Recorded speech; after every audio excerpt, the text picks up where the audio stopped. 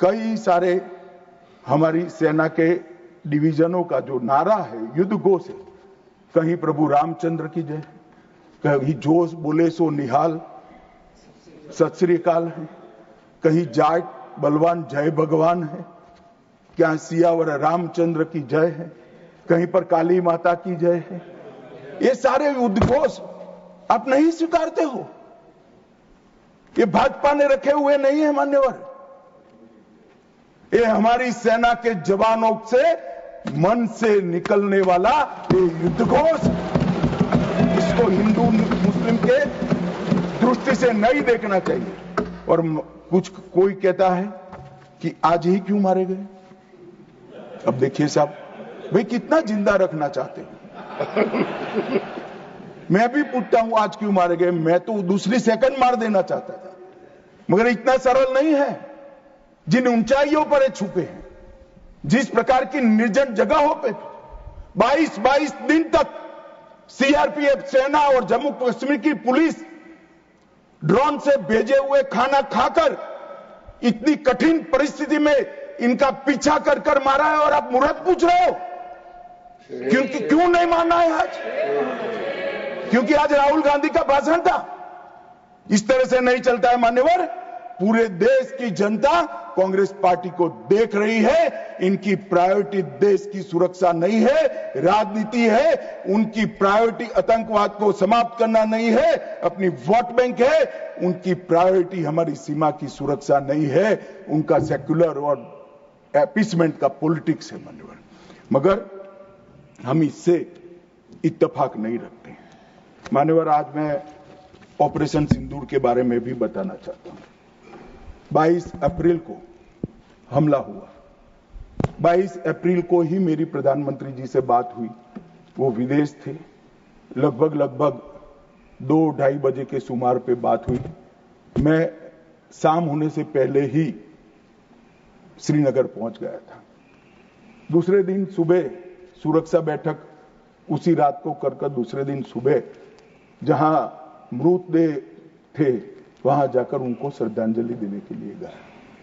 मान्यवर, वो मेरे जीवन का ऐसा दिन है जो मैं कभी नहीं भूल सकता।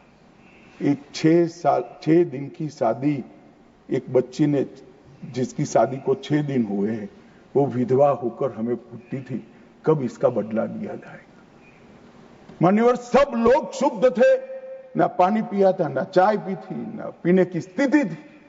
मैं मेरे जीवन में वो दृश्य नहीं भूलता। आज भी वो दृश्य आ जाता है तो नींद से खड़ा हो जाए, इस प्रकार की वेदना होती है मान्यवर। ऐसा जघन्य अपराध कभी नहीं हुआ। धर्म के नाम पर पूछकर चुन कर इनके परिजनों के सामने मरे। छोटी बच्चियां, छोटे बच्चे, वृद्ध मां, उनकी पत्नियां, उनकी बहनें, इस सब के सामने मारा गया। और क्यों मारा गया?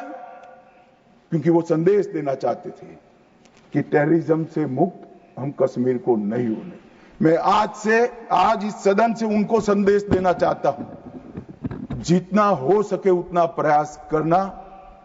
कश्मीर आतंकवाद से मुक्त होकर रहेगा और होकर ये नरेंद्र मोदी का संकल्प।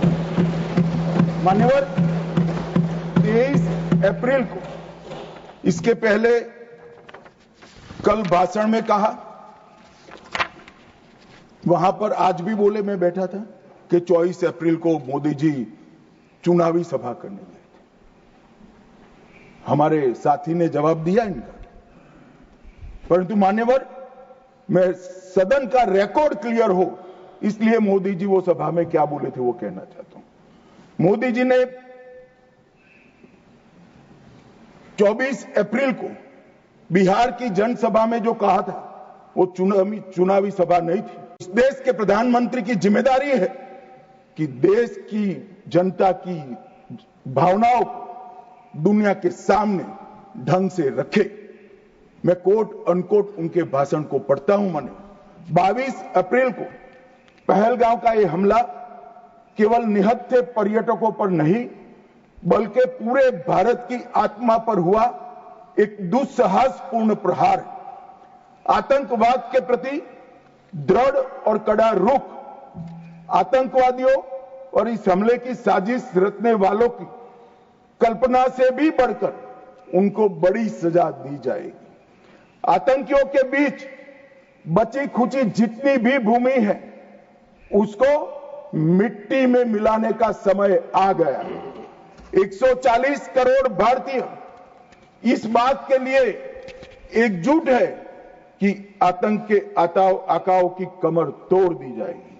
भारत हर एक आतंकवादी और उनकी समर्थकों की पहचान करेगा, उनका पता लगाएगा, उनको दंडित करेगा। आतंकवाद कभी भी भारत की आत्मा को तोड़ नहीं पाएगा। न्याय सुनिश्चित करने के हर प्रयास किए जाएंगे। और आज मैं मोदी जी को बहुत बहुत साधुवाद देता हूं उनकी दूरदर्शी, उनका बोला हुआ एक एक शब्द आज सच हुआ है।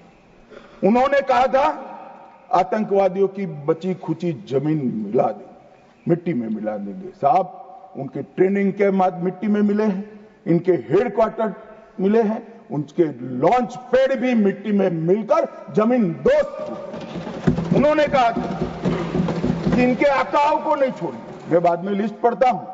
इनको भेजने वालों को भी हमारी सेनाओं ने मिट्टी में मिला दिया। उन्होंने कहा आतंकवादियों को भी नहीं छोड़ेंगे।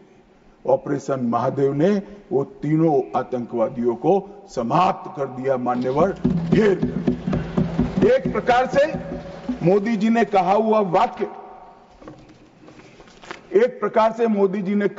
वाक्य, हमारी सेना, हमारी वायुसेना, हमारी जल सेना और सभी पैरामिलिट्री फोर्स और जम्मू कश्मीर पुलिस ने उसको अपना कर्म का रास्ता बना दिया और कठोर दंड देने का काम किया है। मान्यवर, 23 अप्रैल को ही एक सीसीएस की मीटिंग बुलाई गई। सीसीएस की मीटिंग में कठोर संदेश देने का काम न केवल पाकिस्तान को, पूरी दुनिया को, कि भारत की सीमा और भारत की सेना, भारत के नागरिक और भारत की संप्रभुता, इसके साथ खिलवाड़ नहीं करते, वरना परिणाम भुगतने पड़ते हैं। माननीय, उन्होंने तय किया सीसीएस की बैठक में 1960 की जवाहरलाल नेहरू के द्वारा की गई एक तरफा पाकिस्तान के फायदे वाली सिंधु जल संधि को तत्काल प्रभाव से रोक लिया जाए। मान्यवर, ऐतिहासिक फैसला है। हम सब वर्षों से मानते थे कि हिंदू जल संधि एक तरफा है, हमारा पानी 80% वहां नहीं जा सकता। मान्यवर, वहां तक कि वहां से गाद निकालने की भी परमिशन, उनकी कैनाल बनाने के पैसे भी भारत ने भेजे। और मान्यवर, ये पानी पर अधिकार है भारत के किसानों। कश्मीर, पंजाब, हरियाणा, राजस्थान और दिल्ली का पीने का पानी अब कुछ ही समय में सिंधु के माध्यम से राजस्थान तक पहुंचेगा। एकीकृत जांच चौकी अटारी की जो चल रही थी उसको हमने बंद कर दिया। सार्क वीजा समाप्त कर दिया। 24 घंटे में सारे पाकिस्तानी नागरिकों को हमने वापस भेजना शुरू कर दिया। नई दिल्ली स्थित पाकिस्तानी उच्चायोग में रक्षा, सैन्य, नौसेना और वायुसेना के सलाहकारों को अवांछित व्यक्ति घोषित किया गया।